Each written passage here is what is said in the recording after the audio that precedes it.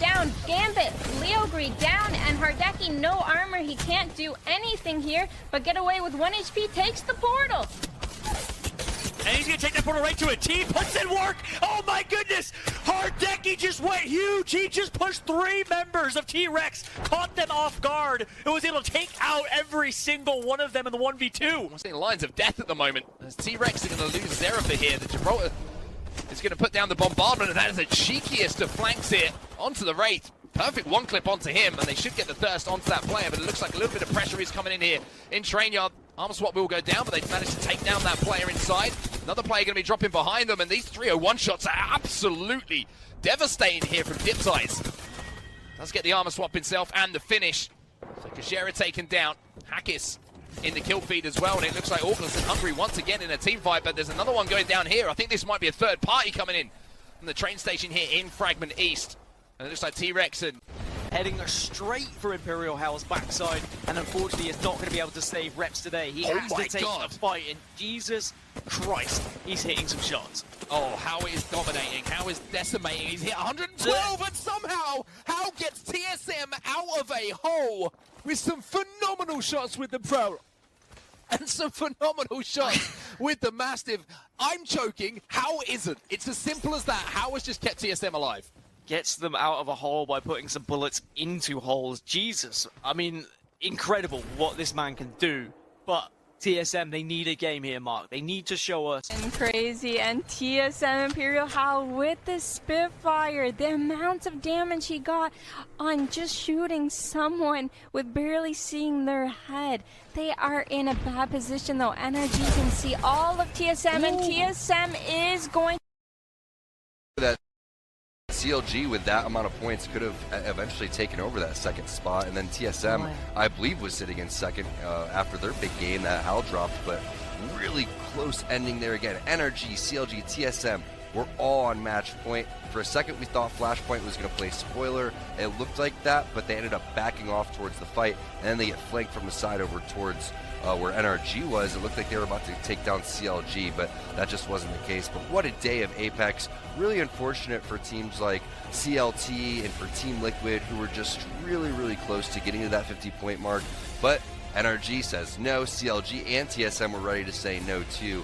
And from a position where they have a solo Watson available is absolutely massive. The other full team involved in this, 2 brains, 1 control, and they're going to get a big crack onto the team on top as well. They're making their push now, and this might be the opening for TSM to maybe look to sneak in and pick up some kills themselves. Bowswerr now having to get an armor swap down, unfortunately. Question for you. What legend would you like to see more of in the Apex Legends competitive meta? Tom, do you have an answer to this one? Because I feel like this would be real interesting. Well, I think because everybody loves them and it's just such an unorthodox pick, it has to be Bangalore, but you might as well just call it Shiv, because Shiv is the only one that's able to pull that out, and unfortunately... We're actually going to unfortunately have to start ourselves on a bit of a somber moment. Yeah, very somber moment, one of the hardest things I've had to do in my professional career, but nothing even close to what Lou and his family are going through. Last online tournament, they lost his father, Brian Choi Clemens, so we're going to start the show off with a moment of silence.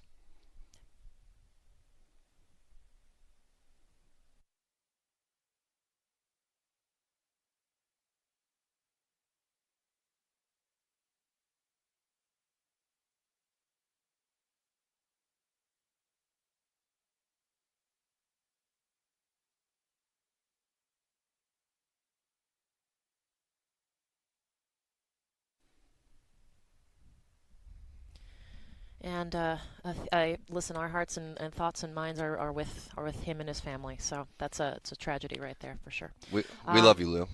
Absolutely. Well, advantageous position as far as where that circle is going to be pulling. We've seen the circle as well in the top left-hand side of the screen once more. It's going to be a train yard finish here. So all those teams who had gambled a little bit earlier, all of a sudden we've gone from 80% of teams inside of the circle to around 30% of the teams as we see gentrifying and knocking Sweet out of his shoes.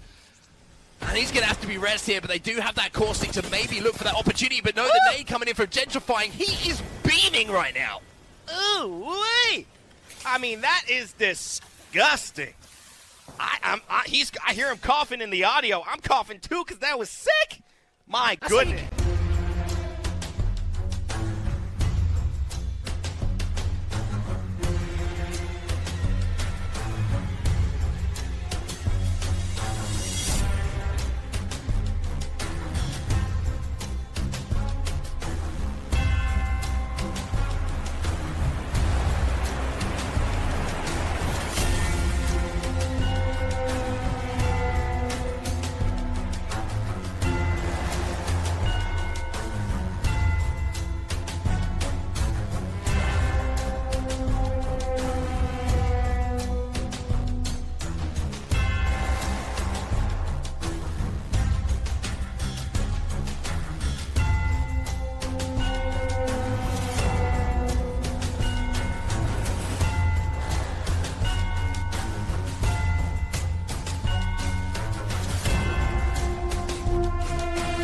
as well. You have to feel like ALGS and Hungry, if they can execute, will be the team here who should take this game home. MATAFE just made an incredible play. He just put a portal over both of the doors. They're going to have to take the portal. They have to take the portal to get into the zone. So they're going to... He just made a really 10-head move right there, as the Twitch community would say.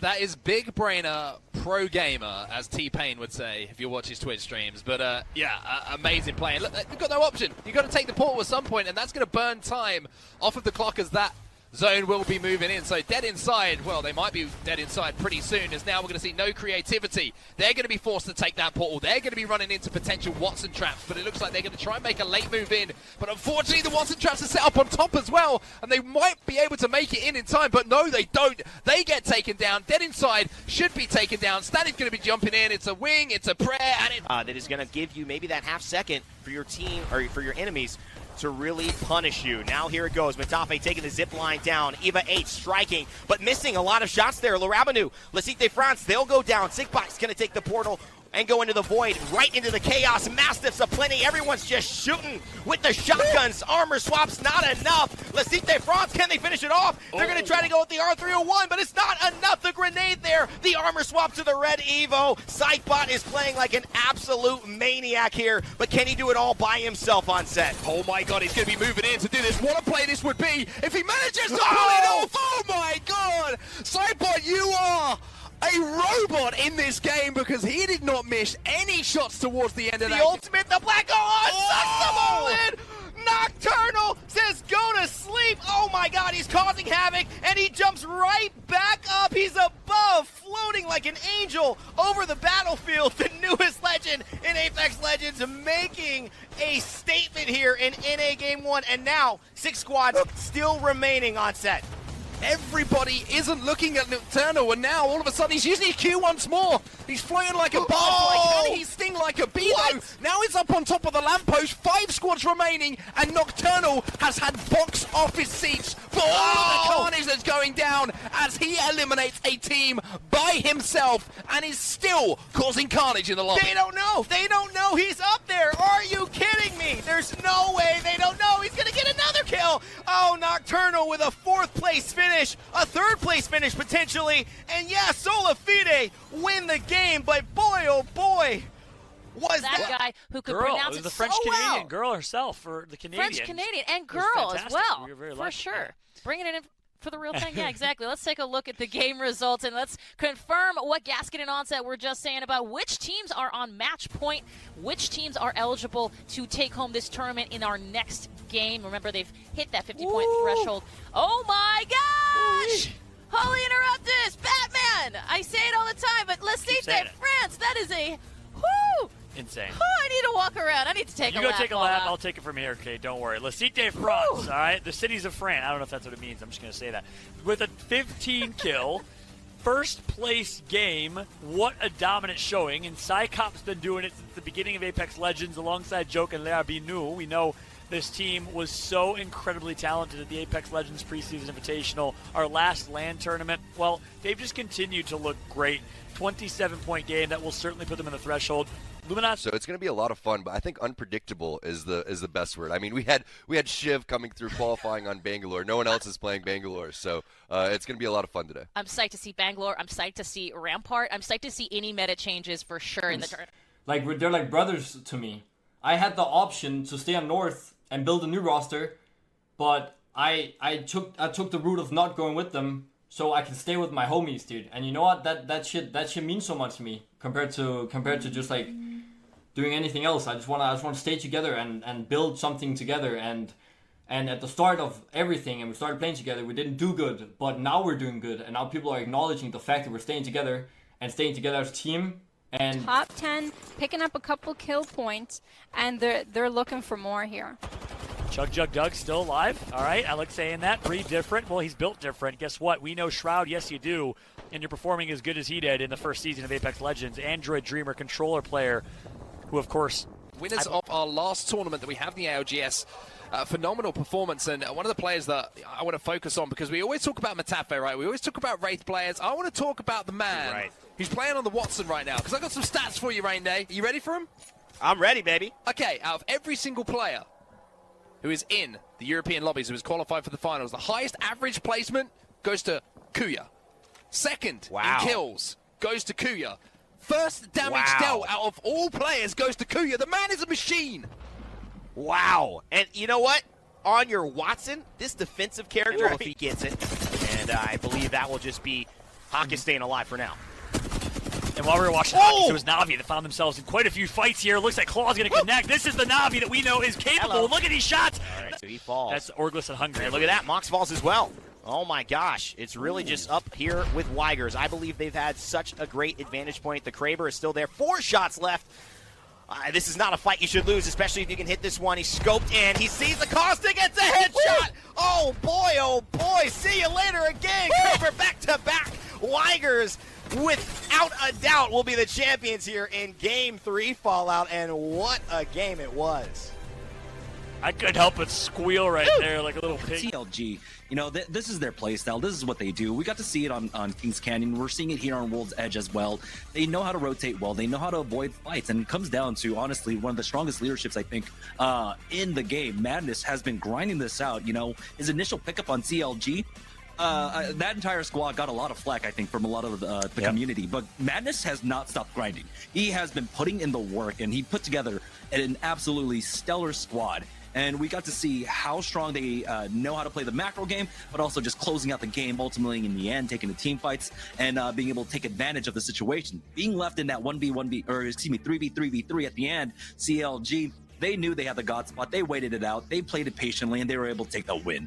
And Godspot ultimately didn't make the difference. And Get down to the ground. Abralelli trying to do what he can. Nocturnal, last player alive here, on top of this truck, having to pop the Phoenix kit to get back up to full HP, and he's going to have to Scarborough away. He's going to have to retreat. Team Liquid went for arguably what could have been a game-winning plan by taking control of that truck. However, it didn't go their way. Now they're down to 1 player. 0+ is going to go down to the zone as well. They will be eliminated, and there you go. The field almost cut in half as this circle does close. Yeah, and that circle is moving exactly where the teams have predicted it, where we thought it was going to be heading to those trucks on top of those train tracks. So the team that was there and currently holding down those trucks is going to be in a good spot, but it's whether they're just going to get bombarded. Lou, the dominant, currently watching as Lou is sitting on top and putting in such work. Here comes the last kill for Lou, and now it's just one more team for them as they take out Season. 1 squad remains, and I think it's Absolute Monarch ratting out. No, they're actually still alive, all 3 of them. Here comes the 3v3 fight, girl. The 3v3 fight, and Baxon going in with the Mastiff and ends up getting the last hit of the second game. And like I said earlier, you know, that end zone, CLG thrives. They're known to win that end zone, and they've done it. They've won it in the second game today. Yeah, indeed. 2 times in a row. Anytime there is a northwest end game, CLG's in a good spot. And that's been true since they were skirt way back in the summer circuit. They've always done well and fared well in that situation. Why is it that zone works out so well for them, girl? They just spawn near there, and then they play it well. They know what to do. They played the tunnel, then they pushed in. Like they know exactly what to do for that end zone, and they never make a mistake. They win their 3v3s. They're great players, and they had RNG on their side. And in the end, they ended up on top. RG. Who's going to come out on top as we see the Gibraltar defensive bombardment go down? We've got high ground versus low ground here, and are we going to have a classic heal-off, or are we going to see one of the teams opt to try and drop on this fight? It's one of those decisions where someone has to try and make the move, and the move has been made. And LG looking to try and take advantage. They have got the first down mark. Yeah, and they almost went for the finisher as well. Maybe thinking about an armor swap. Maybe just thinking to punish the player for trying to dare to push onto NRG as they sweep in to clean up the final 2 players. NRG will be your champions here of the penultimate game of online tournament number 2. Yeah, so NRG, who were on 26 points coming into this, they were on 7 points. So that will be a guaranteed 12, taking them up to 38. And they'll have kills as well, so I believe they'll be around 50-odd points looking at how many kills they were able to pick up. So that is a big leap for NRG. They are going to be a squad that are contesting these top teams for those playoff spots, Mark. Big game from them. They predicted the circle well. They held those train tracks excellently, and then it was a flawless execution at the end of the game. Yeah, a massive jump up there. Just getting information here that NRG have jumped up 5 places to second with a 26-point map. That's huge. 26. I mean, that's massive from them, and it just shows again that we have a lot of time left in this tournament for NRG to pull off the impossible. Consistency though.